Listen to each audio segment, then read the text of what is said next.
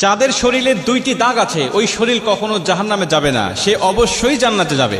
হাদিসটি সহিহ তিরমিজির 1669 নম্বর হাদিস এবং সহিহ আত-তারগিবের 1376 নম্বর হাদিস।